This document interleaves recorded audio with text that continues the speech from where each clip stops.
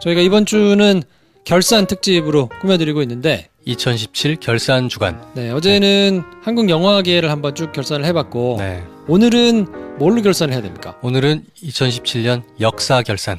그래요? 네. 네. 역사학자가 바라보는 2017년. 역사학자를 모시고 네. 파란만장했던 올 한 해를 싹 한번 좀 정리를 한번 해보면 좋겠다. 그렇죠. 네.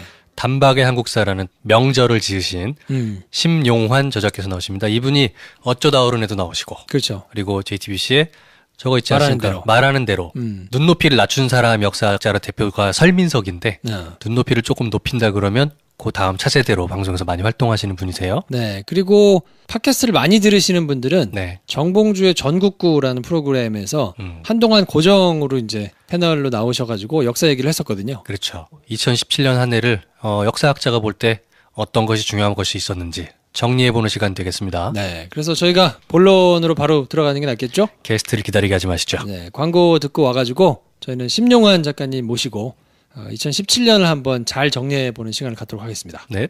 네. 오늘은 조금 색다른 분을 모셨어요. 네. 여태까지는 저희가 이제 시사와 관련됐거나 영화와 관련됐거나 공연과 관련된 분들을 이렇게 모셨었는데 네. 오늘은 역사와 관련된 분을. 공원국 저자분이 잠깐 나오셨는데 네. 느낌이 또 다릅니다. 이분은 네. 그 공 박사님은 이 역사를 다룬다기보다는 세계 평화를 원하시는 분이라서 네, 조금 계획을 호망하시더라. 네. 네. 우리 역사를 좀 제대로 알아야 하니까 저희가 심용환 작가님을 모셨는데요. 직접 한번 인사를 한번 들어볼까요? 네, 안녕하세요. 심용환입니다. 반갑습니다. 네, 환영합니다. 우리 심용환 작가님은 이름이 약간 낯섰을 수도 있는데 TV에 많이 나오셨어요. 많이 나오셨죠. 많이 나오셨어요. 네. 네, 꽤 나왔죠. 핫하신 분이에요. 어쩌다 어른. 말하는 대로. 말하는 대로. 그거보다 더 많이 나왔는데 사람들은 그것만 기억하는 역시 큰 방송에 나오는 게 그렇죠. 대박이다라는. 그 또 어떤 것들 저희가 저 옛날에 TVN 도깨비 스페셜 방송에서 그 드라마 도깨비의 네. 연원을 설명하는 사람으로 나왔던 적도 되게 민망하다 그 얘기는. 그거 나간 적도 있고 여기저기 나온 것 같아요. 뭐 SBS 스페셜 다큐멘터리도 나왔었고 마이 리틀 텔레비전 그 외에 종편에 뭐 강연 프로그램들 많이 나오고 그렇습니다. 저 방송인인가요? 이렇게 방송을 하시는 이유는 사실 본인이 역사를 하기 위해서 그 채널로 이제 사용을 하신 거니까 팟캐스트를 많이 들으신 분들은 하고 알아보실 분들이 분명히 계실 거예요. 정봉주의 전국구에서 한동안 거의 1년 동안 매주 한 방송씩을 역사로 방송을 하셨어요. 네. 그렇죠. 진짜 역사 가짜 역사라는 타이틀로 맞아요. 정봉주 전국구에서 쭉 나왔는데 그 책에도 보면 소개가 그렇게 돼 있거든요. 네. 팟캐스트 진짜 역사 가짜 찾을 수가 없어. 이 사람들 그 태그라도 좀 달아놓지. 검색이 안 돼. 네. 그래서 벌써 한 2년 됐고요. 네. 저 2년 전에 한참 열심히 했고 그때는 꽤 잘 됐고 근데 이제 그 이후에 봉도사님도 이제 방송인이 되고 저도 이제 방송에 많이 나오고 이러면서 그러면서 이제 좀 쉬다가 원래 빨리 해야지 하다가 계속 안 하게 되다가 이제 이렇게 된 거 뭐 다시 하기도 그렇고 뭐. 그리고 그 두 명의 어떤 그 어르신들 모시고 하는 것도 한 1년 모셨으면 됐지 제가 젊은 방송으로 오고 싶어서 제가. 그래서 그때 방송하셨던 내용을 책으로 두 편으로 정리를 하셔서 이번에 책을 내셨어요. 아니요. 그때도 이게 오해가 있는데 그때도 책을 쓰고 그 책을 갖고 방송을 했고. 그래요? 네, 그때는 단박이 역사 근대편이라고 해서 근대에서만 방송을 했고. 그 이후에 사실은 그 방송과 책은 끝났고 그 다음에 우리가 어떻게 할까를 고민하다가 사실 냉정히 따지면 조선으로 가야 된다. 왜냐면 역사 시장은 조선 시대가 돈이 된다. 라는 게 있다가 그래도 근대사를 했는데 오늘 우리가 살고 있는 게 현대사인데 현대사를 외면하는 건 잘못되지 않았냐라는 그 출판사와 저의 고민이 깊었어요. 고민하다가 조금 돈이 덜 되더라도 어찌됐건 우리가 가치 있는 일을 해야 되지 않겠냐 하면서 일단 현대사를 내기로 했죠. 그러니까 사실은 책은 두 번째 책 시리즈로 나온 건데 프로젝트 자체는 아예 새로운 그렇네요. 네. 그래서 단박의 한국사, 근대편, 현대편 이렇게 두 개가 사실 지지난주에 저희 김프로쇼 사무실에 딱 도착을 했습니다. 그래서 그 출판사 쪽에서 이 책을 가지고 한번 방송을 하면 어떻겠냐라고 말씀 주셨어요. 근데 저희가 책도 안 읽어보고 그러시죠 말소이를 할 수가 없더라고요. 그렇지. 읽어보느라고 분량이 빨간색은 근대사, 파란색은 현대사. 이렇게 두 권으로 묵직하게 합쳐서 1000페이지. 네. 그래서 제가 처음에 분량만 보고 이거 그냥 안 한다고 할까? 하다가 아니 공원국의 추주전국 이야기는 10권이 넘는데 지금 고작이 2권을 갖고 저거 하다가 죽을 뻔했거든요. 근데 집에 가서 읽어보면서 너무너무 쉽게 넘어가는 거예요. 그쵸? 2권이. 네. 그래서 야 이거 너무 재밌다. 네. 그래서 이틀인가밖에 안 걸렸어요. 2권 다 했는데. 네, 그래서 하자고 출판사 쪽에 말씀드려서 저자분을 어렵게 오늘 모신 겁니다. 감사합니다. 네네. 근데 이게 책이 사실은 좀 무거워요. 왜냐면 두꺼운 건 이제 글의 내용이 많아서 그렇기도 한데 이게 만화 같은 게 화려하게 들어가서 만화를 생생하게 보게 하기 위해서 사실은 종이의 질을 좋은 걸 굉장히 비싼 종이로 선택을 해서 책이 좀 더 무거운 약간 좀 그런 게 이제 부담감이 처음에 보시는 분들이 있더라고요. 이 단박의 한국사 책이 굉장히 그림도 예쁘고 일단 한 챕터 한 챕터가 분량이 그렇게 많지가 않더라고요.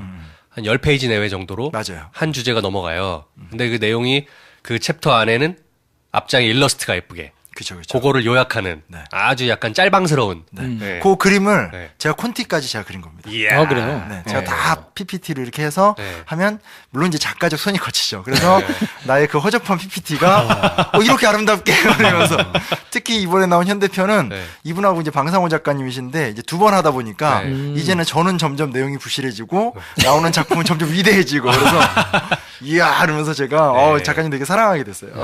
그 저희 김프로 청취자들에게 이 책을 권해드리고 싶더라고요. 근대사, 현대사, 조선시대 구한 말부터 약 80년대 후반 요때까지를 딱 2권으로 다루고 있는데 맞아요. 어렵지 않습니다, 일단. 그리고 챕터를 무겁게 정리하지 않고 굉장히 핵심 위주로 착착착착 넘어갈 수 있더라고요. 그림도 예쁘고. 그런데 내용은 깊어요. 그 어린이들이 보는 중고등학생용 역사책 같지가 않고 맥을 되게 딱딱딱 재밌게 잘 짚으셨어요. 약간 느낌만 보면 만화가 중간에 막 이렇게 있기 때문에 쑥 훑어보실 때는 야 이거 너무 좀 그냥 가벼운 거 아니냐라고 생각하실 수 있을 텐데 만화 뒷장에 있는 글을 보시면 깊이가 있어요. 있습니다. 사실 비사가 있는데 제가 이 위즈덤 하우스에서 이 책을 내고 싶지 않았어요. 왜냐면 위즈덤 하우스는 사실 굉장히 상업적인 자기 개발 뭐 이런 걸 유명한 출판사잖아요. 그렇죠. 솔직히 말하면 저희 집에 책이 꽤 많은데 저희 집에 위즈덤 하우스 출판사 책이 없어요. 듣고 계신가요? 편집장이 듣고 있으면 큰일 나는데. 듣고 계실 것 같은데. 네, 왜냐면 이제 아무래도 이제 입문 저자들의 특징이 고상한 거. 그 제목도 맨 처음 뭐 다시 쓰는 한국 현대사 뭐 이런 식의 그랬는데 차츰 복잡한 과정 때문에 위즈덤에서 이 편집장인 본인이 역사 무식자예요. 그러니까 아예 모르시고 이분이 보통 하셨던 게 이제 뭐 이렇게 자기 개발이나 경영서로 아주 유명한 편집장님이신데 그래서 그런 분을 만나서 맨 처음에는 야 이거 잘못 꼬였다 생각했는데 오히려 모르시니까 되게 자유롭게 왜냐면 보통 이제 역사를 아는 역사 에디터들은 이런 만화를 넣거나 글을 막 쉽게 풀어 쓰거나 하는 거를 싫어하시죠. 그렇죠. 그렇죠. 논진 같은 거 좋아하니까. 근데 이분이 이제 그런 그림을 만화를 넣자. 아니면 뭐 글을 뭐 했고요. 했어요. 이렇게 쉽게 쓰자. 이런 것들에 대해서 아주 이제 열린 마음으로 다 받아들여 주셔서 그래서 저는 이제 결과적으로는 진짜 좀 제가 만들어 보고 싶은 새로운 형태의 역사책을 위즈덤 하우스와 함께 하게 됐던 걸로 감사하죠. 네. 그 책이 말씀하신 것처럼 깊은 내용이지만 쉽게 굉장히 터치가 좋습니다. 한국 현대사, 근대사, 역사 이제 2018년이 곧 다가오는데 모든 역사들이 항상 미래를 준비하려면 역사를 알아야 되지 않겠습니까? 그렇죠. 네. 저 책 강추하고요. 내용이 굉장히 깊길래 저자님을 모시고 단순히 책 소개만 하는 것보다는 저희가 살아가고 있는 이 시대에 대해서도 좀 역사적으로 얘기를 해봤으면 좋겠다. 네네. 근데 저 책처럼 굉장히 그 리듬감 있는 터치로 왠지 말씀해 줄 수 있지 않을까. 당연하죠. 그렇죠. 아, 굶주리셨어요. 그동안 팟캐스트를 좀 쉬셔가지고 몸이 달아 계십니다. 지금. 쉴 때는 잘 쉰다고 생각했는데 한 또 1년 쉬니까 다시 해봐 뭐 저희가 뵌지 한 30분 됐는데 기본적으로 말씀하시는 걸 좋아하십니다. 맞습니다. 네. 제가 먼저 소개를 좀 드리면 성대 사범대에서 역사 교육학을 전공을 하셨는데 본인이 역사를 어떻게 관심을 두시게 된 건가요? 아니 저는 뭐 되게 시작은 평범했죠.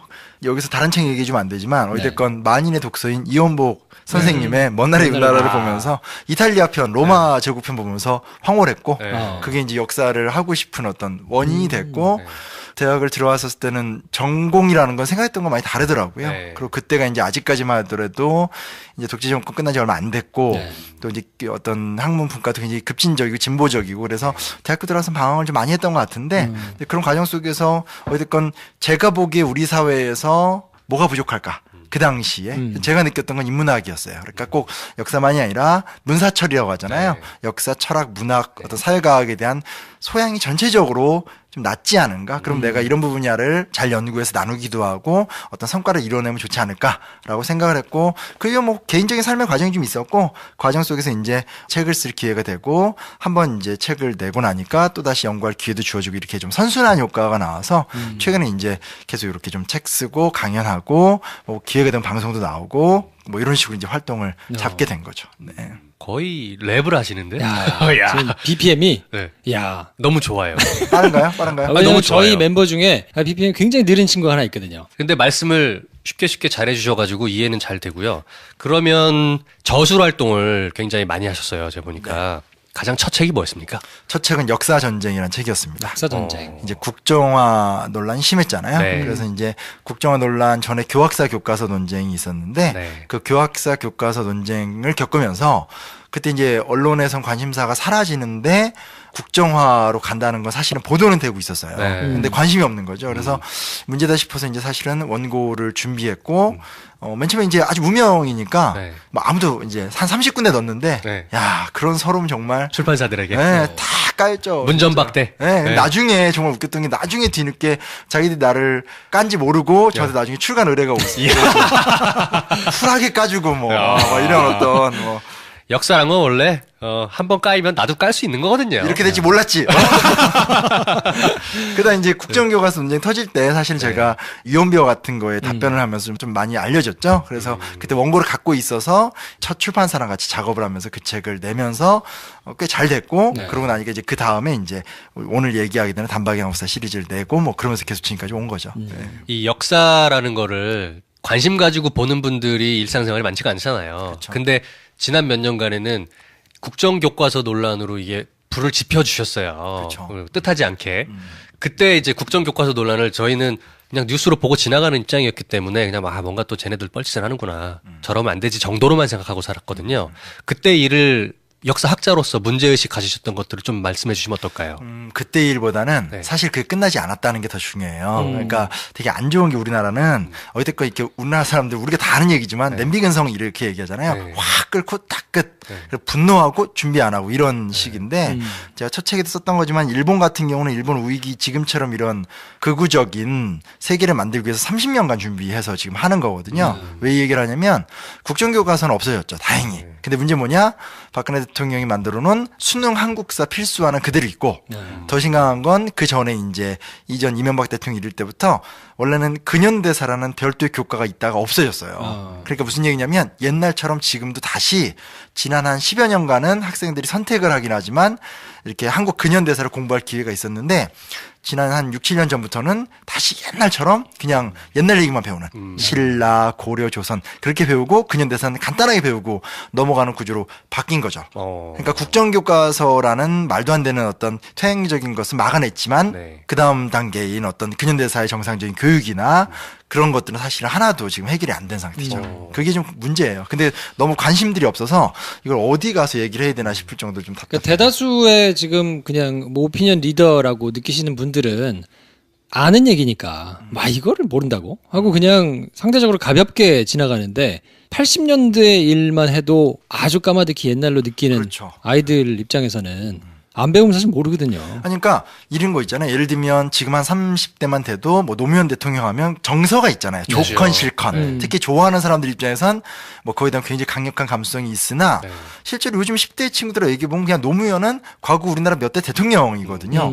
그러니까 김영삼, 김대중까지 가버리면 이건 정말 뭐 그냥 이승만 대통령하고 비슷한 거예요. 당군 할아버지나 그 사람이나 뭐 이런 더 냉정하게 말하면 그렇게 되는 거죠. 그러니까 사실은 그런 것들에 대한 호흡을 가르치고 나눠야 되는데 여전히 우리 사회에서 주로 역사 담론은 아무리 빨리 땡겨도 독립운동사에서 끝나는 거예요. 그러니까 사실은 주변에 가서 누구한테 존경하는 사람 누구예요 하면 역사인물 얘기하면 김구 이하로 안 내려오잖아요. 그치.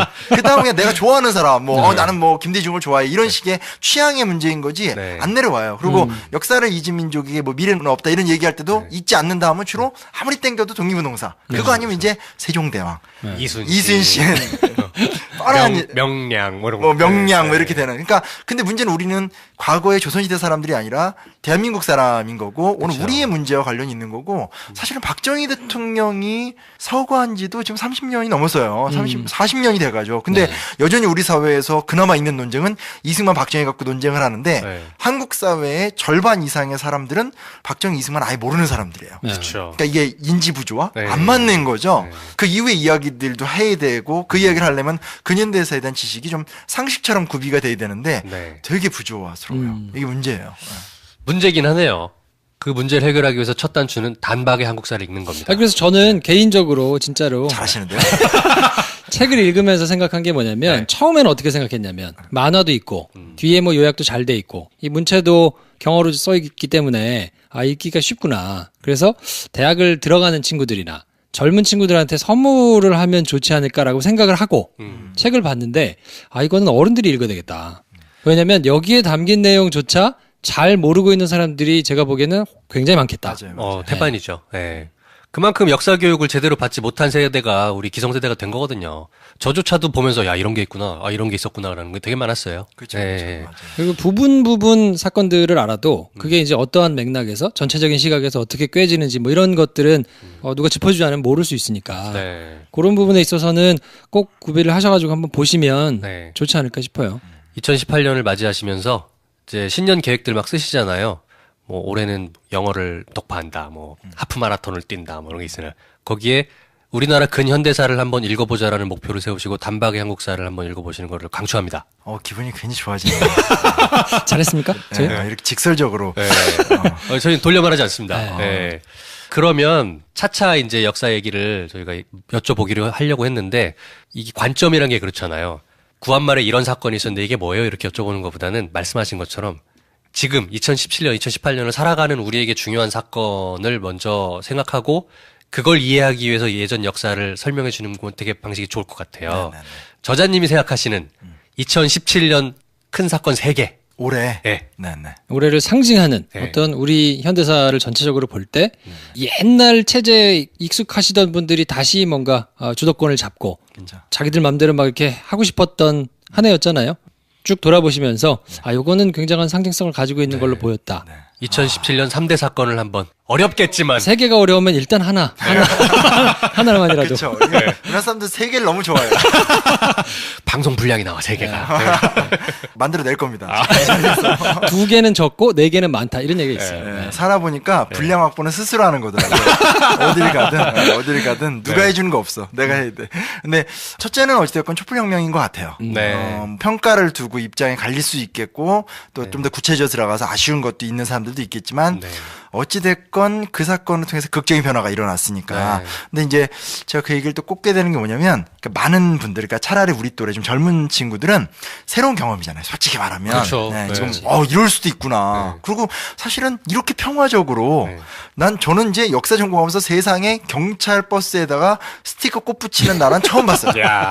그리고 자기들 다 떼어였다. 그때 뭐 끝나면 이런 거는 너무나 평화롭게 하지만 정말 적극적으로 의제를 주장하고 그래서 결국은 대통령을 건재해서 끌어내려서 구속까지 시킨 나라거든요. 근데 이게 50대 분들 아주머니들이나 이렇게 얘기해 보면 무슨 얘기를 많이 하셨냐면 나는 대학생 때도 돌 던졌는데 지금 아줌마 돼서도 여기 나와서 또 촛불 들고 있다. 너무 지치고 힘든다. 이거 어떻게 해야 되냐. 그러니까 돌고 돈다라는. 근데 사실 그게 제일 무섭거든요. 그러니까 숙명론적이 되는 거잖아요. 역사는 돌고 돈다. 봄, 여름, 가을, 겨울 그리고 봄이다. 다시 봄이다. 이러면 이거는 역사에 내가 투신할 의미가 없는 거죠. 어차피 돌고 도는 거니까. 근데 그렇게 되면 안 되죠. 그래서 그 얘기를 들으면서 되게 위기의식을 느꼈던 것 같아요. 제가 어떻게 하면 이것들을 설득을 해줘야 될까. 그러면서 뭐 외국 역사 말고 우리 역사의 흐름을 좀 한번 좀 다시 보자 하면서 느꼈던 게 단계적으로 봤었을 때 4월 혁명, 6월 항쟁, 촛불혁명 이렇게 많이 제가 설명을 해드려요. 그러니까 물론 되게 많은 사건이 있었지만 4월 혁명이라는 건 동아시아 국가 중에 유일하게 이 시민들, 국민들이 연합해서 절대 권력을 무너뜨린 전복의 순간. 4.19. 4.19. 요즘에 이제 공식 용어로 보통 4.19혁명으로 하는데 4.19인데 왜냐면 사실은 그냥 투쟁을 하거나 이런 일이 있어도 아예 모여서 기존의 절대 권력을 무너뜨린 그런 사례는 동아시아에서 이미 구성된 권력을 무너뜨린 사례는 우리나라밖에 없거든요. 그러니까 민주혁명을 쟁취했다라는 것은 그 이후에 여러 복잡한 과정은 있지만 여튼 하면 무너뜨릴 수 있다라는 경험을 했던 거고 부마항쟁 뭐 5.18을 겪으면서 결국 6월 항쟁으로 꽃이 피게 되는데 6월 항쟁을 그때 경험했던 분들 입장에서는 좀 아쉬운 게 많겠지만 그래도 사실은 그 전과 후는 분명하거든요. 그 전에는 뭐 쿠데타도 가능했고 장기 집권도 되고 또 권력을 잡고 나면 온갖 부정부패도 했지만 어찌됐건 유랑쟁 이후부터는 지금까지 5년 단임제 시스템으로 계속 오고 여야 정권 교체도 되고 불가역적인 민주주의가 세팅이 된 거죠. 87년 6월. 87년 6월. 아, 이 연도에 강하신데요? 아, 이거 짚어드려야 돼. 아, 역시 방송을. 제가 아직 부족합니다. 아니. 팟캐스트 쉬었어. 안 되겠어요. 아, 제기의 날개. 자리 하나 안 남나요? 요즘 그렇게 잘 나간다는 김프로쇼. 공연만 하지 마시고 이렇게 입문하고 이런. 좋습니다.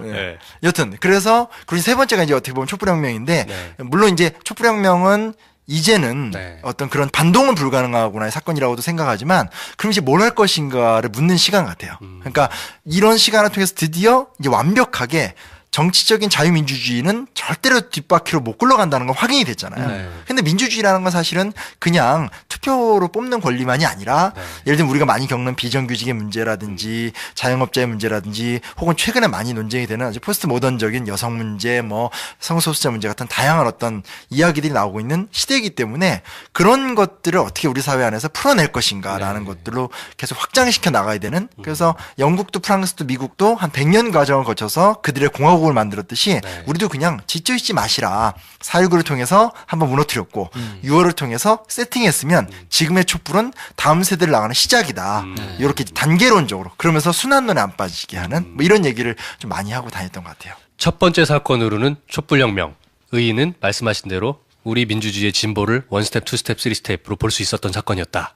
그렇죠. 이게 역사적으로 굉장한 행운인 게 사실 어디서도 경험하기 힘든 굉장히 큰 사건을 치룬 거라서 모두가 인내하면서 이게 버텨내면서 이걸 만들어낸 거라 사실 그거는 굉장히 뿌듯하게 세계사적으로 굉장히 드문 일이거든요. 드문 일이죠. 그리고 한 나라가 이렇게 한 70년 이상을 버티기 시작하면 대부분의 나라들은 그 독특한 모양새를 갖춰요. 그러니까 프랑스 대혁명을 1789년이라고 얘기를 하지만 그때부터 한 100년 이상 싸우거든요. 그렇죠. 보수로 갔다 진보로 갔다 나폴레옹 갔다 그러면서 소위 말하는 오늘날 그 3세기에 좌우가 공존하는 프랑스가 됐듯이 우리도 지금 대단한 역사를 살고 있는 거고 그렇기 때문에 저는 역사 교육 같은 게 더 발전돼야 된다고 생각하는 게 제가 역사를 전공했으니까 역사를 알아라 이게 아니라 또 암기 과목이 아니라 우리 미래를 어떻게 설계할 것이냐. 정말 우리도 영국이나 프랑스 이런 나라처럼 그냥 수업 시간에 이번 촛불혁명에 대해서 어떻게 생각해? 뭐 너가 생각하는 사회적 이슈는 뭐라고 생각해? 역사 선생님 묻고 학생들이 대답하면서 선생님의 생각과 다른 이야기를 하면 선생이 그래 근거를 대봐 하면서 학생과 선생이 서로 자료를 준비하면서 토론하고 이런 식으로 반드시 나가야 되는 거죠. 엄청나게 아름다운 그림이긴 한데 야 우리나라 교육 현장 현실이 참 그렇지가 않다. 많죠. 그래서 그런 고민들을 많이 하시고 저도 계속 그런 거에 대해서 옆에 사이드로 지원하려고 하는데 아마 그런 게 되려면 10년, 20년이 걸릴 것 같아요. 그래서 그러면 어찌됐건 혼자 소프트하게 접근할 수 있는 사람이 할 수 있는 거는 이렇게 책을 쓰고 팟캐스트 모두 나가서 현대사 이야기를 계속 끄집어내는 게 그렇게 현장에서 뭔가 바꾸려고 하는 선생님들이나 교육의 변화에 대해서 부응하는 게 아닐까 해서 사실 또 책을 낸 거기도 하고 그렇습니다. 지금 말씀하시는 거 들어보니까 제 머릿속에 탁 떠오르는 그림이 하나가 어쨌건 최근 1, 2년 사이에 이제 역사라는 거를 매체에서 또는 미디어에서 심지어 예능 프로에서도 굉장히 핫한 이슈로 많이 다뤘었어요. 근데 그 중에 제일 대표적으로 떠오르는 게 방송인 같은 분이 설민석 같은 분이죠. 근데 그 형태를 생각해 보니 여전히 일방적으로 칠판을 놓고 강의하는 형태였어요. 역사 이슈를 갖다 놓고 토론하는 게 아니었고. 그 이 시대에는 여태까지는 그렇게 일방적으로 이 사실이 있었다는 걸 아셔야 됩니다라는 걸 배우는 시대였다면 앞으로는 그건 기본으로 깔고 자기 생각을 토론하는 시대가 돼야 맞겠다는 생각을 해요. 그래요. 맞아요. 왜냐면 역사가가 그동안은 복원해내는 작업을 많이 했다라면 사실 역사가는 상상력을 줘야 되거든요. 그렇죠. 인문학이라는 건 인문학이 대답을 주는 게 아니라 그건 이제 이데올로그들이 하는 거고 인문학이라는 건 전달을 해서 사람들에게 새로운 생각을 하게 해주는 거가 돼야 되기 때문에 당연히 저도 강연을 하지만 강연자는 강연이 끝났을 때 아, 저 인간 잘 가르치네? 이걸 배웠어. 이게 아니라 그 문제의식 의미가 있네? 그러면서 오면서 근데 내가 어떻게 살아야 되지? 이런 식으로 나갈 수 있게 강연을 해야 되고 그리고 학교 교육이라는 것도 저는 돌파해야 돼. 뭘 돌파해야 되냐면 당연히 토론의 자리를 벌어놓으면 처음에 싸우거든요. 네. 그리고 워낙 수십 년을 암기 교육을 했기 때문에 네. 계속 암기식으로 가겠지만 네. 그 갈등을 돌파하고 나면 선생도 학생도 자료의 근거에서 근거를 갖고 주장을 하게 되고 선생도 설득할 수 있게 되고 이런 게까지 나가야 되겠죠. 네. 자, 그러면 2017년 두 번째 사건. 바로 두 번째군요. 되게 어렵다 이거. 네. 두 번째는 사실은 박정희죠. 그러니까 올해가 박근혜 대통령 물론 따님께서 이제 교도소에 들어가신 이런 얘기 편하게 할 수 있는 이 놀라운 세상. 그러니까요. 그러니까요. 그 촛불의 힘이야. 네. 촛불의 힘이죠. 네. 옛날에 이랬으면 바로 문 툭툭 거리면서 막 책에 다 써놨거든요. 이제 네. 검은 차 오고 막 네. 잠깐 갑시다 이런 다음에 이제 우리 셋은 영원히 못 만나는 거죠. 한 명은 죽고 한 명은 정신병 걸리고 한 명은 이제 변절하고 네, 이런. 그렇죠. 근데 이제 뭐냐면 올해가 공교롭게 박정희 대통령 100주년이죠. 탄생 100주년, 100년째 되는 해이기 때문에 박정희 대통령에 대한 얘기를 안 할 수 없는 것 같아요. 어찌됐건. 제가 굳이 책하고 연결시켜서 얘기하면 우리가 보통 기억하는 박정희는 1970년대 때 박정희거든요. 유신체제. 네. 뭐 장기 집권 이런 건데 네. 제가 사실은 이 책을 쓰기 위해서 연구하면서 느꼈던 놀라운 점은 1960년대예요. 그러니까 1960년대를 아는 게 오늘 우리를 아는 거라는 생각에 도달하게 됐어요. 단적 예를 들면 우리가 보통 베트남 파병 얘기하잖아요. 네. 그러면 베트남에 가서 싸우고 오거나 베트남 양민을 학살하거나 이 정도잖아요. 네. 아니면 돈 벌러 왔다 정도인데 제가 자료를 찾다 되게 흥미로웠던 게 뭐냐면 베트남을 가요.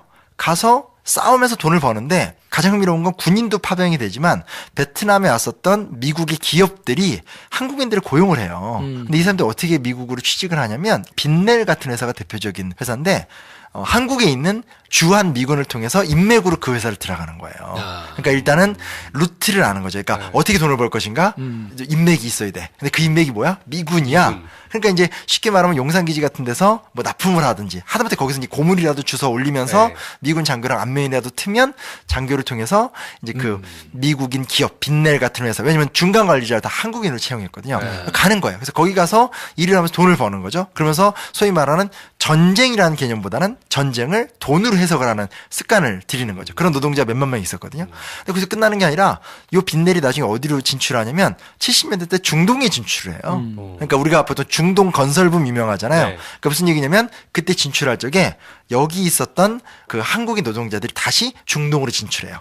그러면서 또 다시 중동에서 건설을 하면서 돈 버는 법을 배우는 거예요. 일종의 미국 기업 입장에서는 험지 파견 스페셜리스트군요.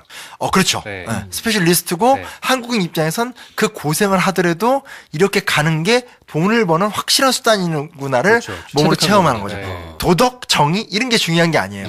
인맥. 왜냐면 어디든 내가 먹고 살려면 그건 해결을 해야 되는데 네. 그래도 고생스러워도 많은 돈을 벌고 내 가족 건사하는 데 있어서는 이게 최고다라는 어떤 체험적 확신에 이르게 되는 거죠. 그러니까 이런 방식 자체가 그전까지 뭐 수출 주도형 경제 전략 이렇게 굉장히 막연하게 얘기를 했다라면 사실은 그런 식으로 박정희 시대 때 국민들이 루트를 체험을 하게 되는 거죠. 그래서 그런 게 좀 저는 되게 인상적이었던 것 같아요. 박정희 대통령이라는 인물을 대통령 박정희 이전 시대부터 전사부터 쭉 추적해서 이해를 해야 된다는 견해도 많지 않나요? 그가 소위 말하는 막시즘에 천착했던 시기부터 그걸 배신하고 일본 장교가 되고, 일본 장교 먼저였나? 먼저. 네, 먼저 하고 들어와서 막시즘에 천착했다가 그걸 배신하고 다시 이제 한국 군인으로서 살아가면서 이 사람의 어떤 그 사상의 변절 자체가 대한민국 사상사의 변천이기도 하다. 그리고 주류의 변화이기도 하다. 이런 말을 들었던 것 같아요. 좋은 지적인데 네. 사실은 굉장히 올드한 입장이에요. 그러니까 이게 아마 여기서 이제 차이점이 나기 시작할 텐데 네. 그 얘기는 사실은 최근에 나온 얘기가 아니라 80년대 때 연구자들, 그러니까 저보다 한 세대 위의 선배들이 밝혀낸 이야기들이죠. 네. 그러니까 글을 보고 있으면 한국이 이 부도덕한 과정을 겪어왔다라는 것이 탁탁탁 보이게 되니까. 네. 근데 물론 그게 틀렸다는 얘기는 아니에요. 네. 틀렸다는 얘기는 아닌데 선배들이 그걸 발굴해냈다라면 후배들이 그걸 답습하기보다는 그러면 나는 또 무슨 이야기를 할 수 있을까라는 고민인 건데 냉정히 따져서 여기까지는 얘기할 수 있을 것 같아요. 그러니까 박정희가 만주에 가서 만주국을 보고 온 것이 굉장히 그에 큰 영향을 줬다는 건 맞는 것 같아요. 왜냐면 만주국이라는 게 완전히 계획경제, 그러니까 국가가 설계해서 만들어 놓은 국가이기 때문에 60년대, 70년대 때 어떤 박정희 대통령이 표방했던 조국 근대화의 모습이 만주국에서 다 나타나거든요. 그런 부분에서 박정희가 일본의 영향을 받았다는 건 되게 분명한 건데 자칫 너무 너무 박정희 인생으로 가버리면 그냥 한 명을 나쁜 놈으로 만들고 끝나버리는 거죠. 근데 제가 말하고 싶은 건 뭐냐면 그랬던 박정희와 박정희 같은 사람들이 어떻게 우리 세상을 만들어갔고 그것이 어떤 영향을 줬는가로 가야지 이게 한 개인을 정죄하고 끝나는 문제가 아니라 오늘 우리의 문제가 될 수 있는 거죠. 예를 들면 박정희 대통령이 1970년대 때 여기 이제 사실은 박정희라 부르냐, 박정희 대통령이라고 부르냐가 되게 미묘해요. 그래서 청취자를 고려해서 이렇게 불러야 되는데, 요 방송의 특징을 제가 정확하게 파악을 못했네요. 박정희라고 하셔도 돼요. 혼용하시면 됩니다. 박정희 전 대통령과 박정희를 혼용하시면 됩니다. 알겠습니다. 적절히 지금 잘 타고 있는 거예요. 북한문 혼용. 근데 뭐냐면 1970년대 때 소양강댐을 놓거든요. 소양강댐이라는 게 지금 이제 가본 관광지지만 그 뭘 의미하는 거냐면 한강으로 흘러내려오는 물을 딱 통제하는 거예요. 그럼 이제 무슨 얘기냐면 한강이 흘러가는 걸 이제 자기들이 원하는 대로 통제할 수 있죠. 한강의 지류가 통제가 되고 나면 쉽게 말하면 강남 개발이 가능해져요. 그러니까 강남에다 다리를 다다다다 놓을 수 있어요. 현재 우리가 가서 볼 수 있는 소위 말하는 저쪽 한강대교부터 천호대교까지 그 사이에 수십 개의 다리가 있잖아요. 뭐 한 20개 정도 되는 다리가 있는데 그게 다 지어졌던 게 다 70년대예요. 72년, 73년, 74년 이렇게 다다다다 놓여져요. 다리가 놓여진다는 건 다리 건너에 그동안 미개척된 땅을 다 개발한다라는 거거든요. 근데 개발을 하면 두 가지 현상이 나타나요. 하나는 뭐냐? 개발 정보를 알고 있는 사람들은 뭘 하면 되죠? 사면 되죠. 투기를 하면 되잖아요. 대박이 나는 거죠. 그 사람들은 소위 말하는 한국의 신주류가 되는 거고, 소위 말하는 기득권층이 되는 거고, 그렇게까지 못하더라도 개발할 때 보면 이제 박정희 대통령 특별 지시사항에 의해서 서민도 챙겨라 이런 지시가 가끔 내려나와요. 그럼 그것 때문에 이제 시형 아파트 같은 작은 규모의 아파트가 만들어지거든요. 그럼 그건 그 당시 아파트가 6만 5천 원이면 사요.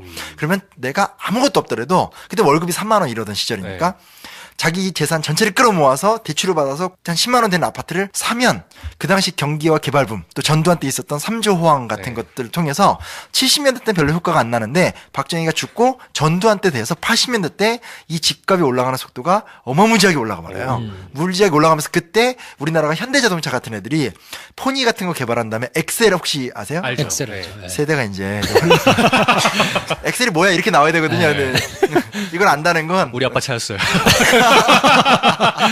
저도 저희 작은아버지차가 엑셀이에요. 근데 그 엑셀이 이제 소위 말하는 마이카 열풍인데 그러니까 뭔 얘기냐면 70년대 때 기초 작업을 하다가 이게 확 뜨면서 물론 신주류하는 편입이 못 됐지만 그래도 시형 아파트 사고 하면 올라가는 집가에 의해서 부모도 모시고 내 차도 갖고 내 자식 새끼 대학도 보내고 그러니까 뭐가 되냐면 야 역시 박정희야. 이렇게 가는 거예요. 그러니까 제가 말씀드리고 싶은 건 뭐냐면 한 명을 정죄해서 욕하는 거는 물론 의미가 있겠죠. 있으나 조금 더 넓게 볼 필요가 있는 것 같아요. 그것이 어디됐건 우리 역사에 존재했던 현실이었고 그 사람들에 의해서 기획된 세계이기 때문에 선과 악이 같이 뒤엉켜서 나오는 거지 이게 뭐 선만 있고 악만 있고 이런 게 전혀 아니거든요. 그렇죠. 그래서 그런 부분에서는 좀 기억해보는 게 좋지 않을까. 냉정한 평가가 어쨌든 이루어져야 될 텐데 자칫하면 우리가 촛불혁명을 경험하지 못했다 그러면 또 막 동상 세우고 막 이럴 뻔했어. 그렇죠. 그렇잖아요. 그렇죠. 지금이야 이제 뭐 동상 택도 없이 뭐 하고 이렇게 공과를 정확하게 진단하자 해서 얘기하시는 분들이 생겼지만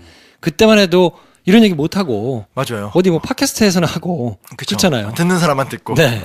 그렇다면 박정희라는 사람으로 대표되는 기성세대 리더십이 만들었던 설계했던 대한민국의 모습이란 거를 몇 단어나 문장으로 정의해보자면 어떻게 표현하시겠어요? 그런 게 제일 어려운 거예요. 어려우니까 막 던져. 부탁하죠. 준비를 안 시키고 막 던져. 그러니까 뭘 대강 어느 정도 얘기는 해야지 준비하지. 아니 청취자분들 이거 지금 출판사에서도 아무 얘기 안 해줬고요. 여기 지금 사회자분들도 막 던지고 계십니다 지금. 왜냐하면 저 챕터 안에 그렇게 정리된 챕터들이 있어요. 제가 읽은 기억이 나서 그래요. 저는 이걸 1000페이지 썼거든요. 내가 다 기억한다는 게요.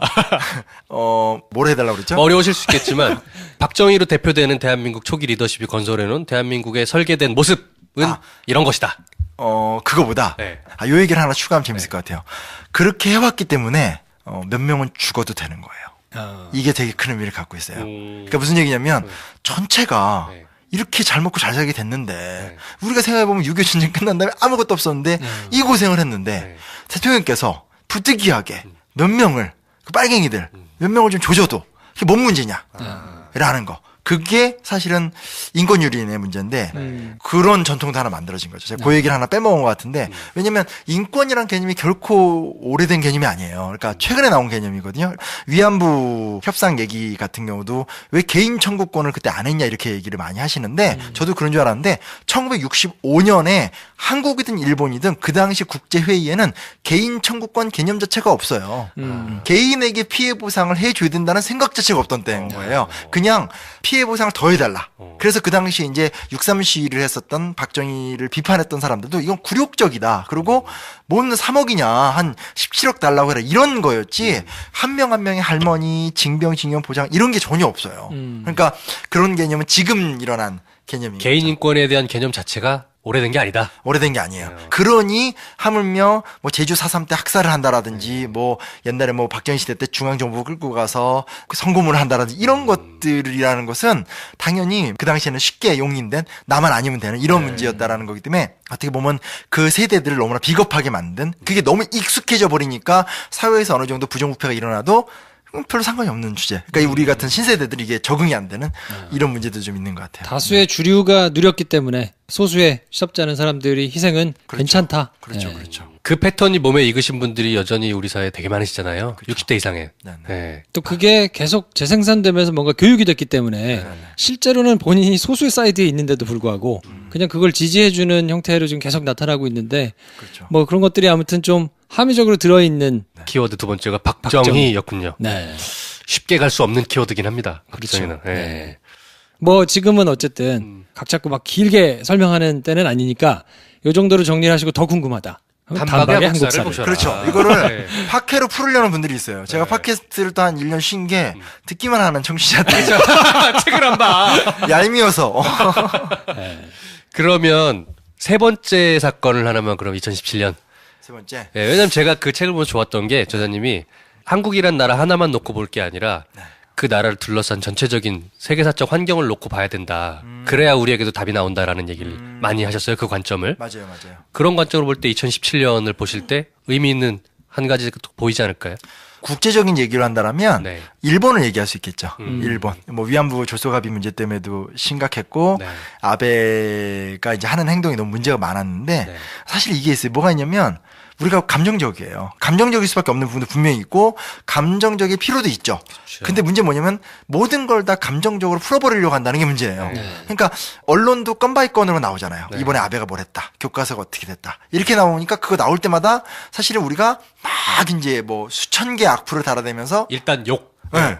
그리고 끝. 그러면서 사실은 뭐냐. 근데 전혀 일본에서는 지금 그런 것들이 시정되고 있지도 않고 네. 확대 강화가 되는 거죠. 그럼 무슨 얘기냐면 우리가 일본에 대해서 모른다는 거예요. 그리고 그냥 감정적 혐오를 하고 있다라는 거기 때문에 이런 태도는 분명히 시정이 돼야 될 것 같아요. 왜 이 얘기를 하냐면 제가 근현대사를 계속 통과하면서 말씀을 드렸던 건데 예를 들면 일본이 우리가 일본이 우리나라를 점령했다고 얘기하지만 근대사 옛날 얘기긴 하지만 러시아와 일본이 싸울 때 일본이 러시아를 이긴 순간 네. 그 순간 일본의 눈앞에서는 조선은 기본이에요. 조선이 중요한 게 아니라 남만주를 먹는 거거든요. 남만주를 먹으면 이게 남만주라니까 감이 잘 안 오는데 간단합니다. 신의주를 건너면 단둥이 나오잖아요. 네. 단둥에서 위로 올라가면 심양입니다. 네. 세냥이라고 부르는데 왼쪽으로 가면 텐진이에요.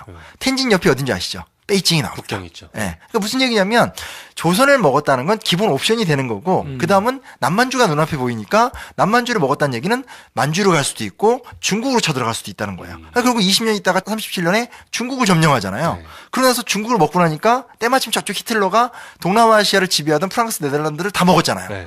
세상에.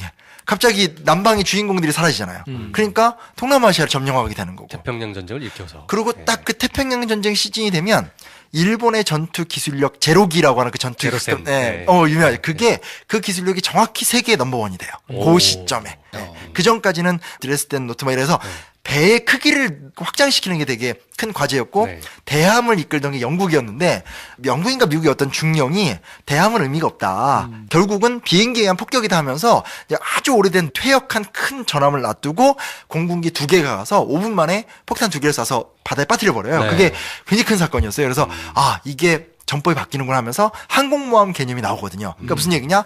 공군력을 차지하는 집단이 세계를 주도한다는 건데 방금 얘기한 제로센, 네. 제로기 이런 게 나오는 그 시점이 일본의 기술력이 딱 정확하게 세계 최고 수준에 올라가는 순간이에요. 그러니까 이 사람들이 태평양 전쟁을 일으킬 수 있는 거거든요. 그러니까 이런 흐름, 국제관계 흐름을 모르면서 그냥 흥분하는 건 너무 의미가 없죠. 그렇죠. 그리고 또 굳이 좋은 면을 얘기한다면 우리는 지금 와서 이제 사실은 뭐 환경운동부터 시작해서 이런 게 사실은 아무리 빨리 땡겨도 유월항쟁 이후잖아요. 네. 일본은 이미 1920년대 때부터 사회주의 같은 것들이 있었고 네. 지금도 일본 공산당이 있는 나라거든요. 일본 공산당이 있고 그리고 이미 50년대 60년대 때 평화운동 같은 거 하면서 그때 환경운동 같은 거 다 했었어요. 그러니까 지금 우리나라가 최근에 논의가 되는 게 핵이잖아요. 핵. 네. 근데 1959년 58년에 오엔 겐자부로라는 노벨상 수상자가 쓴 글을 보면 오키나와항에 들어오는 미국 핵 항모가 뿌려대는 그 뜨거운 핵 물질을 비판하는 글이 있어요. 1958년 59년 그래. 근데 우리나라는 사실 조지 워싱턴호 같은 어떤 그런 항공모함이나 이렇게 핵 항모가 들어오면 핵 항모나 핵 잠수함이 들어오면 안전함을 느끼잖아요. 네.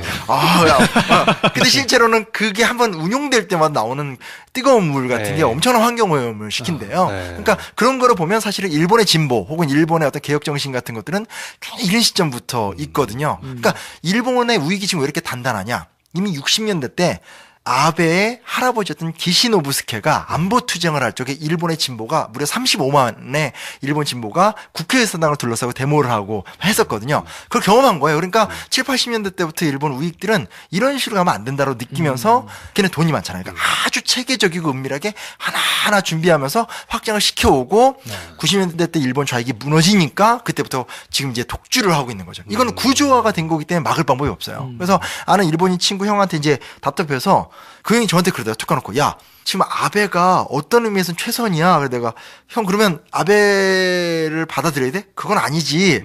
그럼 왜 그 얘기하는 거야? 그러니까 아베 말고 소위 말하는 일본의 신선한 개혁파들이 아베보다 더 극우파라는 거예요.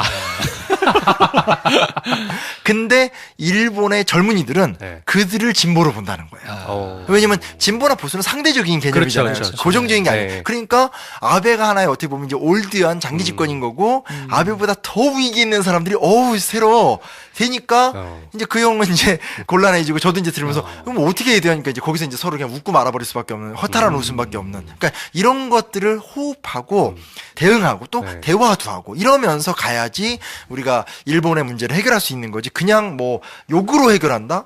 그럴 수는 그건 말이 안 없죠. 돼. 왜냐면 뭐 그때 의사조약도 우리가 욕을 안 했어요. 의병투쟁을 안 했어요. 화를 안 냈어요. 그건 아니죠. 그건 좀 우리가 좀 냉정하게 네. 바라볼 필요는 있는 것 같아요. 네. 감정을 포기하자는 얘기는 아니고. 네. 네. 지금 이 시점을 바라보는 한반도를 구한말의 우리 조선 말기 때랑 비슷하게 바라보는 시각도 있지 않나요? 4대 열강들이 둘러싸여 있으면서.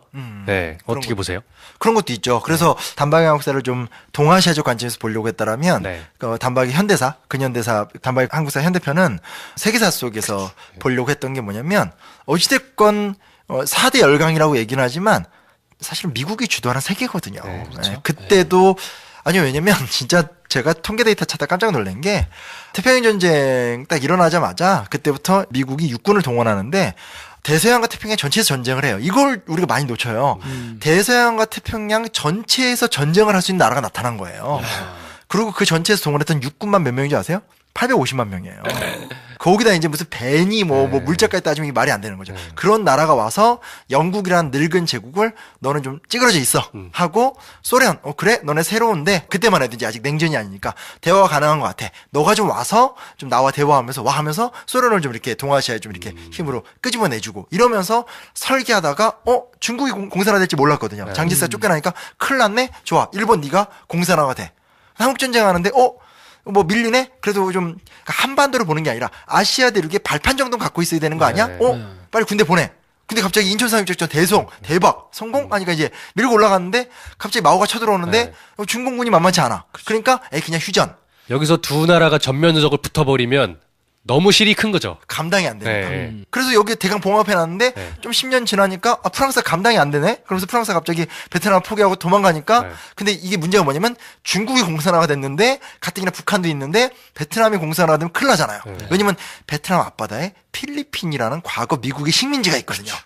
그러니까 큰일 난다 하니까 말도 안 되는 전쟁에다가 막 쑤셔 부어서 하다가 자칫하면 인종전쟁이잖아요. 황인종 대 백인. 그러니까 야 코리안 일로 와봐. 와서 해줘. 돈 벌게 해줄게.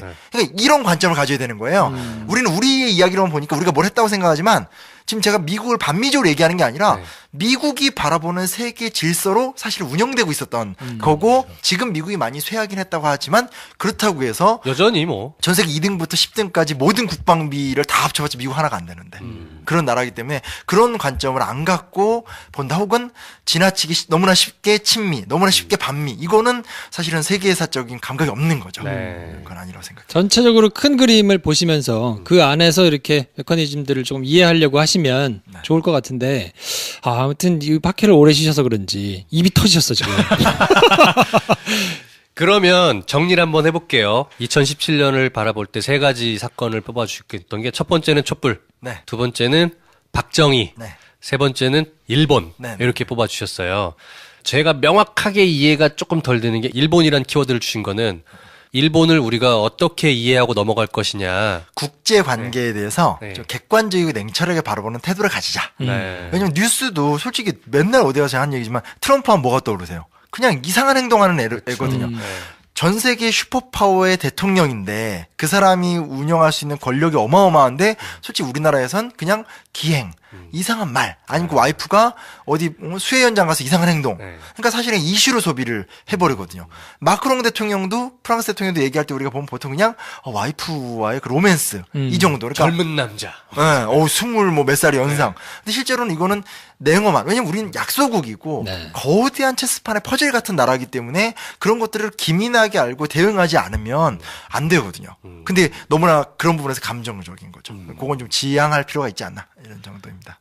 결국에는 이해도를 높여야 되는데 그러려면 차근차근 공부도 하고 찾아보기도 하고 뭐 이런 노력들이 좀 필요할 것 같고요. 곧 첫 시작은 단박의 한국사. 뭐 잘하시네요. 이런 거구나. 괜찮습니까?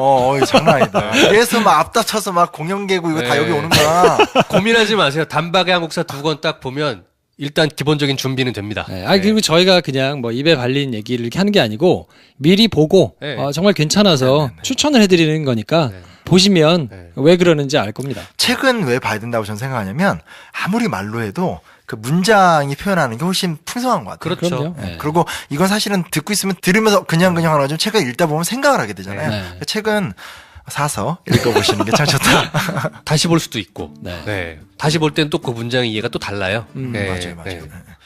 자, 그래서 오늘 아무튼 심 작가님 모시고 이런저런 얘기를 나눠봤는데 제가 보기에는 그냥 단어 수로만 치면 저희 에피소드를 한 3개 묶어놔도 비슷하지 않을까.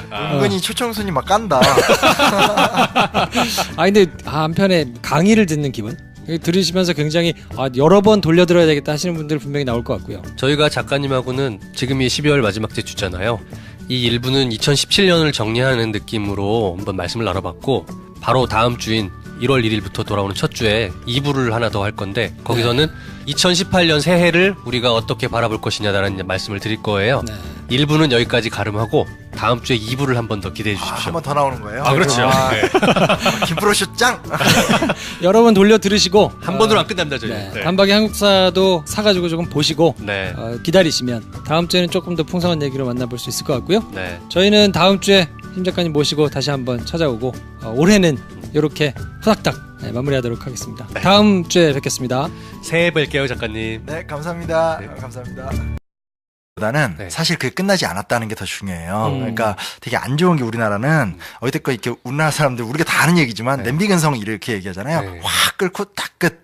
분노하고 준비 안 하고 이런 식인데 제가 첫 책에도 썼던 거지만 일본 같은 경우는 일본 위기 지금처럼 이런 극우적인 세계를 만들기 위해서 30년간 준비해서 지금 하는 거거든요. 왜 이 얘기를 하냐면 국정교과서는 없어졌죠. 다행히. 근데 문제 뭐냐?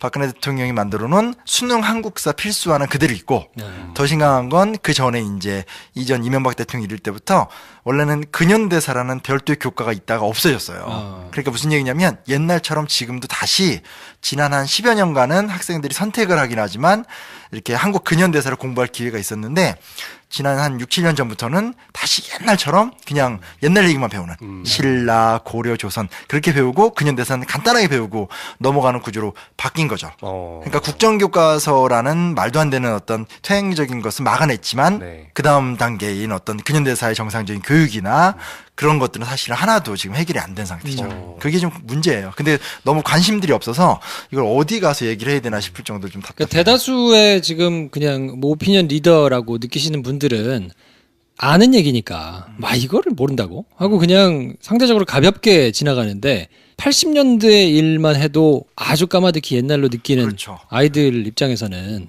안 배우면 사실 모르거든요. 그러니까 이런 거 있잖아요. 예를 들면 지금 한 30대만 돼도 뭐 노무현 대통령 하면 정서가 있잖아요. 조컨 실컨. 특히 좋아하는 사람들 입장에선 뭐 거기에 대한 굉장히 강력한 감수성이 있으나 네. 실제로 요즘 10대 친구들 얘기 보면 그냥 노무현은 과거 우리나라 몇 대 대통령이거든요. 그러니까 김영삼, 김대중까지 가버리면 이건 정말 뭐 그냥 이승만 대통령하고 비슷한 거예요. 당군 할아버지나 그 사람이나 뭐. 더 냉정하게 말하면 그렇게 되는 거죠. 그러니까 사실은 그런 것들에 대한 호흡을 가르치고 나눠야 되는데 여전히 우리 사회에서 주로 역사 담론은 아무리 빨리 땡겨도 독립운동사에서 끝나는 거예요. 그러니까 사실은 주변에 가서 누구한테 존경하는 사람 누구예요 하면 역사인물 얘기하면 김구 이하로 안 내려오잖아요. 그렇지. 그 다음에 내가 좋아하는 사람, 뭐 나는 뭐 김대중을 좋아해 이런 식의 취향의 문제인 거지 안 내려와요. 그리고 역사를 잊은 민족에게 뭐 미래는 없다 이런 얘기할 때도 잊지 않는다 하면 주로 아무리 땡겨도 독립운동사. 그거 아니면 이제 세종대왕, 이순신. 명량 명량 뭐 이렇게 되는. 그러니까 근데 문제는 우리는 과거의 조선시대 사람들이 아니라 대한민국 사람인 거고 오늘 그렇죠. 우리의 문제와 관련이 있는 거고 사실은 박정희 대통령이 서거한 지도 지금 30년이 넘었어요. 40년이 돼가죠. 근데 여전히 우리 사회에서 그나마 있는 논쟁은 이승만 박정희 갖고 논쟁을 하는데 한국 사회의 절반 이상의 사람들은 박정희 이승만 아예 모르는 사람들이에요. 그렇죠. 그러니까 이게 인지 부조와 안 맞는 거죠. 그 이후의 이야기들도 해야 되고 그 이야기를 하려면 근현대사에 대한 지식이 좀 상식처럼 구비가 돼야 되는데 되게 부조화스러워요. 이게 문제예요. 문제긴 하네요. 그 문제를 해결하기 위해서 첫 단추는 단박에 한국사를 읽는 겁니다. 그래서 저는 개인적으로 진짜로 잘하시는데요. 책을 읽으면서 생각한 게 뭐냐면 처음에는 어떻게 생각했냐면 만화도 있고 뒤에 뭐 요약도 잘 돼 있고 이 문체도 경어로 써 있기 때문에 아 읽기가 쉽구나. 그래서 대학을 들어가는 친구들이나 젊은 친구들한테 선물을 하면 좋지 않을까라고 생각을 하고 책을 봤는데 아 이거는 어른들이 읽어야 되겠다. 왜냐면 여기에 담긴 내용조차 잘 모르고 있는 사람들이 제가 보기에는 굉장히 많겠다. 맞아요. 태반이죠. 네. 그만큼 역사 교육을 제대로 받지 못한 세대가 우리 기성세대가 된 거거든요. 저조차도 보면서 야 이런 게 있구나, 아 이런 게 있었구나라는 게 되게 많았어요. 그렇죠. 네. 그리고 부분 사건들을 알아도 그게 이제 어떠한 맥락에서 전체적인 시각에서 어떻게 꿰지는지 뭐 이런 것들은 누가 짚어주지 않으면 모를 수 있으니까 그런 부분에 있어서는 꼭 구비를 하셔가지고 한번 보시면 좋지 않을까 싶어요. 2018년을 맞이하시면서 이제 신년 계획들 막 쓰시잖아요. 뭐 올해는 영어를 독파한다. 뭐. 저희가 이번 주는 결산 특집으로 꾸며드리고 있는데 2017 결산 주간. 네, 어제는 한국 영화계를 한번 쭉 결산을 해봤고 오늘은 뭘로 결산을 해야 됩니까? 오늘은 2017년 역사 결산. 그래요. 역사학자가 바라보는 2017년. 역사학자를 모시고 파란만장했던 올 한 해를 싹 한번 좀 정리를 한번 해보면 좋겠다. 그렇죠. 네.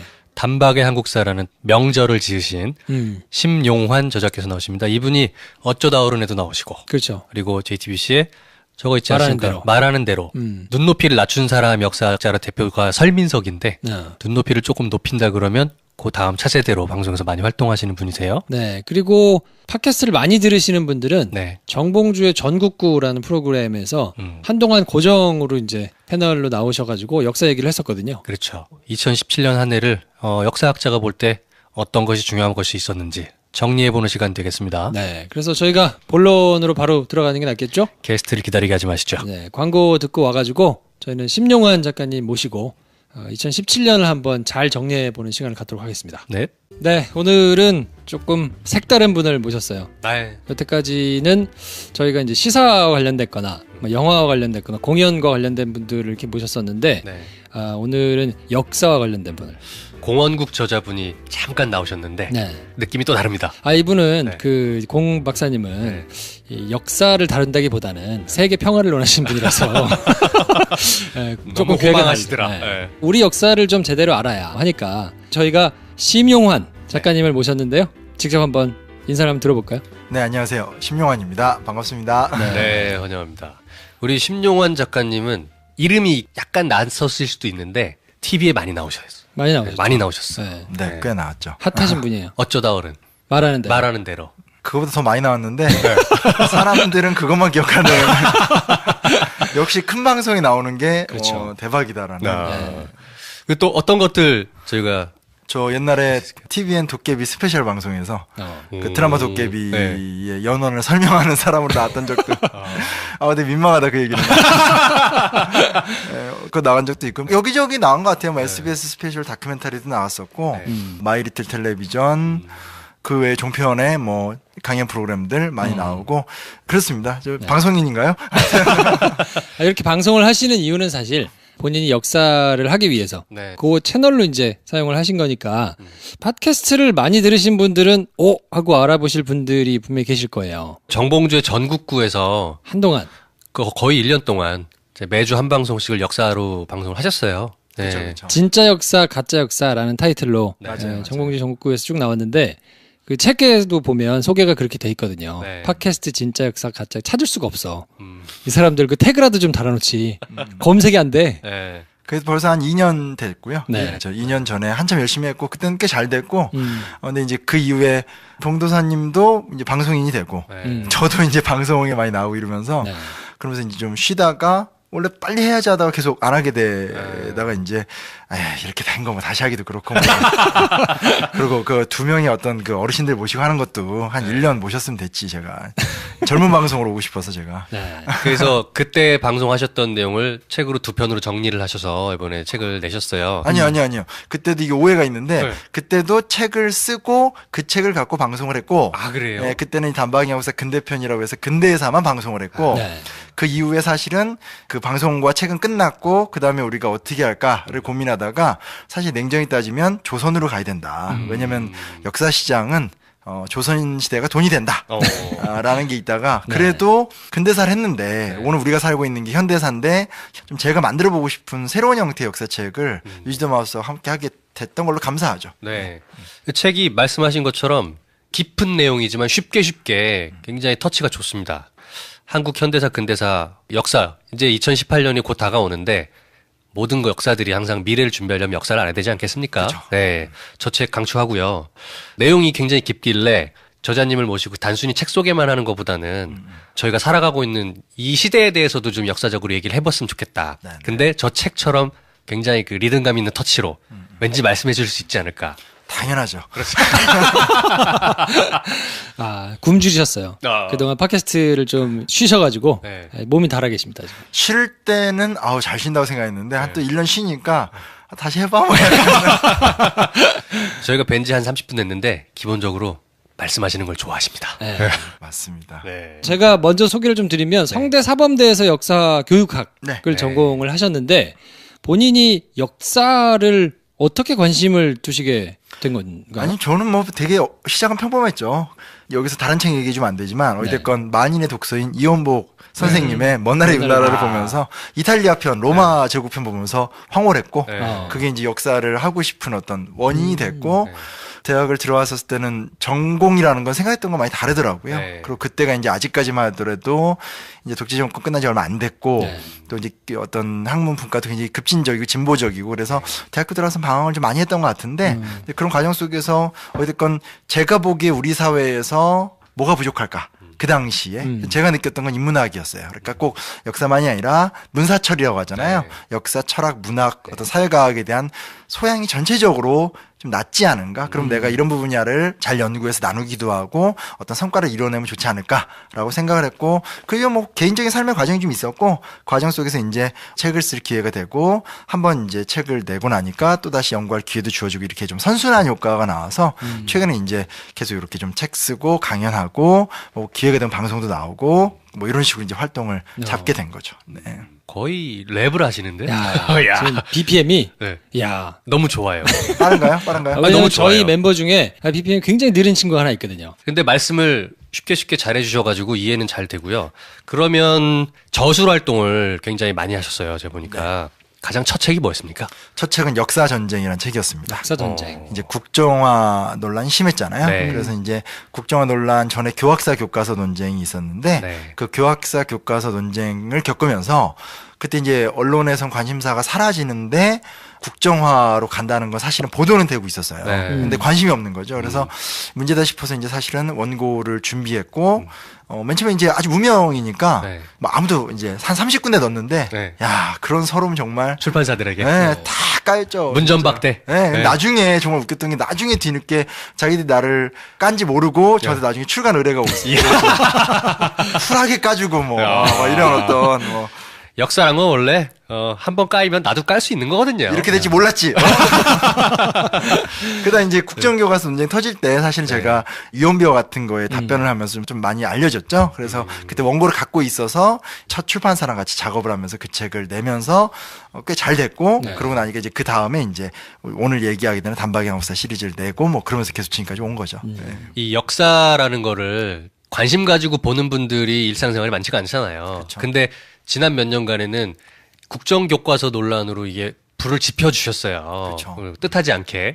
그때 이제 국정교과서 논란을 저희는 그냥 뉴스로 보고 지나가는 입장이었기 때문에 그냥 뭔가 또 쟤네들 뻘짓을 하는구나. 저러면 안 되지 정도로만 생각하고 살았거든요.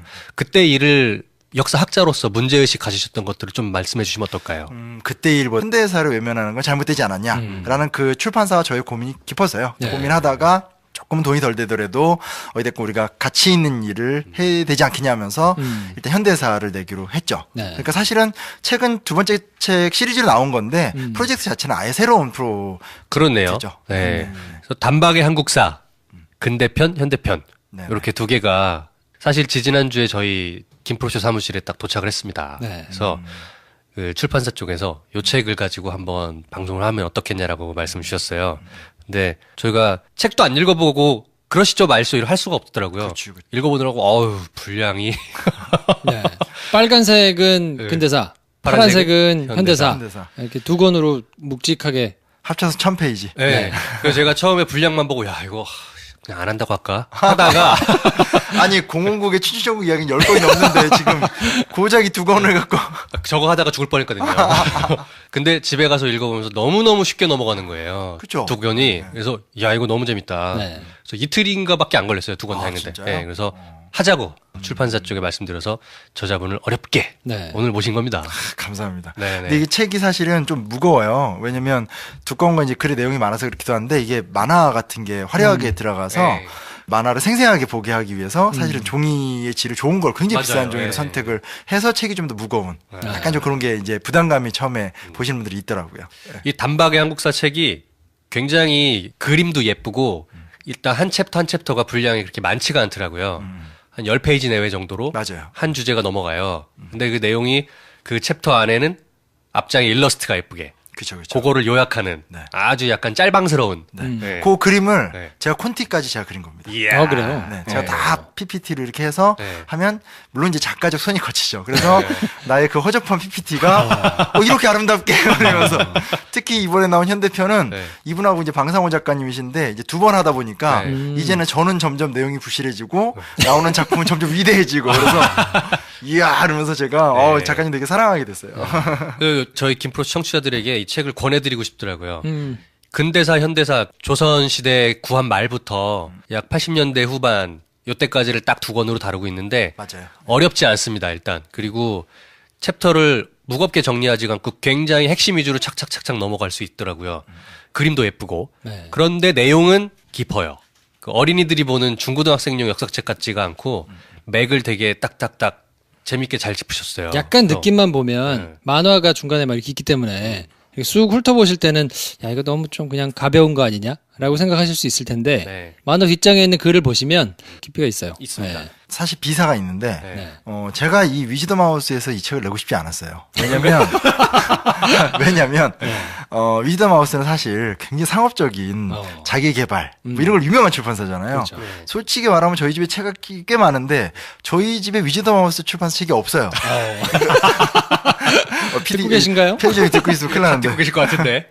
네, 왜냐면 이제 아무래도 이제 입문 저자들의 특징이 고상한 거. 그 제목도 맨 처음 뭐 다시 쓰는 한국 현대사 뭐 이런 식의 그랬는데 차차 복잡한 과정 때문에 위즈덤에서 이 편집장인 본인이 역사 무식자예요. 그러니까 아예 모르시고 이분이 보통 하셨던 게 이제 뭐 이렇게 자기 개발이나 경영서로 아주 유명한 편집장님이신데 그래서 그런 분을 만나서 맨 처음에는 야 이거 잘못 꼬였다 생각했는데 오히려 모르시니까 되게 자유롭게 왜냐면 보통 이제 역사를 아는 역사 에디터들은 이런 만화를 넣거나 글을 막 쉽게 풀어 쓰거나 하는 거를 싫어하시죠. 그렇죠. 그렇죠. 네. 논진 같은 거 좋아하니까. 근데 이분이 이제 그런 그림을 만화를 넣자. 아니면 뭐 글을 뭐 했고요. 했어요. 이렇게 쉽게 쓰자. 이런 것들에 대해서 아주 이제 열린 마음으로 다 받아들여 주셔서 그래서 저는 이제 결과적으로는 진짜 하프 마라톤을 뛴다 뭐 이런 게 있으나 거기에 우리나라 근현대사를 한번 읽어보자라는 목표를 세우시고 단박에 한국사를 한번 읽어보시는 것을 강추합니다. 기분이 괜히 좋아지네요. 잘했습니까? 네, 이렇게 직설적으로. 네. 저희는 돌려 말하지 않습니다. 네. 그러면 차차 이제 역사 얘기를 저희가 여쭤보기로 하려고 했는데 이 관점이란 게 그렇잖아요. 구한말에 이런 사건이 있었는데 이게 뭐예요? 이렇게 여쭤보는 것보다는 말씀하신 것처럼 지금 2017년, 2018년을 살아가는 우리에게 중요한 사건을 먼저 생각하고 그걸 이해하기 위해서 예전 역사를 설명해 주는 건 되게 방식이 좋을 것 같아요. 네네네.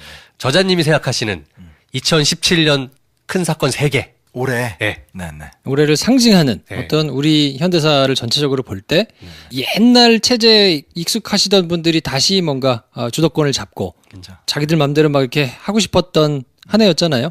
쭉 돌아보시면서 요거는 굉장한 상징성을 가지고 있는 걸로 보였다. 2017년 3대 사건을 한번 어렵겠지만 3개가 어려우면 일단 하나만이라도. 그렇죠. 우리나라 사람들 3개를 너무 좋아해요. 방송 분량이 나와 3개가 만들어낼 겁니다. 2개는 적고 4개는 많다 이런 얘기가 있어요. 살아보니까 분량 확보는 스스로 하는 거더라고요. 어딜 가든 누가 해주는 거 없어. 내가 해야 돼. 근데 첫째는 어찌됐건 촛불혁명인 것 같아요. 평가를 두고 입장이 갈릴 수 있겠고 또 좀 더 구체적으로 들어가서 아쉬운 것도 있는 사람들도 있겠지만 어찌됐건 그 사건을 통해서 극적인 변화가 일어났으니까. 근데 이제 제가 그 얘기를 또 꼽게 되는 게 뭐냐면 많은 분들, 그러니까 차라리 우리 또래 좀 젊은 친구들은 새로운 경험이잖아요. 솔직히 말하면. 그렇죠. 지금 이럴 수도 있구나. 그리고 사실은 이렇게 평화적으로 저는 이제 역사 전공하면서 세상에 경찰 버스에다가 스티커 꽃 붙이는 나라는 처음 봤어요.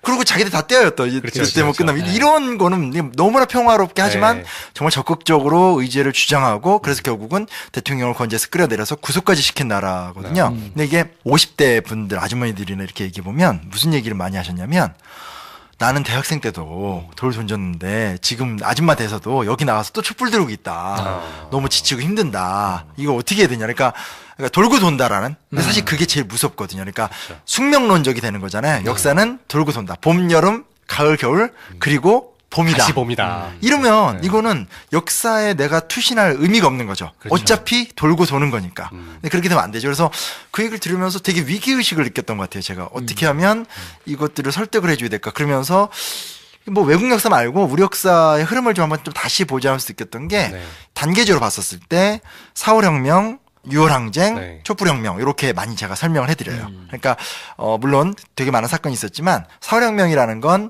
동아시아 국가 중에 유일하게 이 시민들, 국민들이 연합해서 절대 권력을 무너뜨린 전복의 순간. 4.19. 4.19. 요즘에 이제 공식 용어로 보통 4월 혁명으로 하는데 4.19인데 왜냐면 사실은 그냥 투쟁을 하거나 이런 일이 있어도 아예 모여서 기존의 절대 권력을 무너뜨린 그런 사례는 동아시아에서 이미 구성된 권력을 무너뜨린 사례는 우리나라밖에 없거든요. 그러니까 민주혁명을 쟁취했다라는 것은 그 이후에 여러 복잡한 과정은 있지만 여튼 하면 무너뜨릴 수 있다라는 경험을 했던 거고 부마항쟁 뭐 5.18을 겪으면서 결국 6월 항쟁으로 꽃이 피게 되는데 6월 항쟁을 그때 경험했던 분들 입장에서는 좀 아쉬운 게 많겠지만 그래도 사실은 그 전과 후는 분명하거든요. 그 전에는 뭐 쿠데타도 가능했고 장기 집권도 되고 또 권력을 잡고 나면 온갖 부정부패도 했지만 어찌됐건 유랑징 이후부터는 지금까지 5년 단임제 시스템으로 계속 오고 네. 여야 정권 교체도 되고 불가역적인 민주주의가 세팅이 된 거죠. 87년 6월. 87년 네. 6월. 아, 이 연도에 강하신데요? 아, 이거 짚어드려야 돼. 네. 아, 역시 네. 방송을. 네. 제가 아직 부족합니다. 그러니까. 팟캐스트 쉬었어. 안 되겠어요. 아, 제기의 날개. 자리 하나 안 남나요?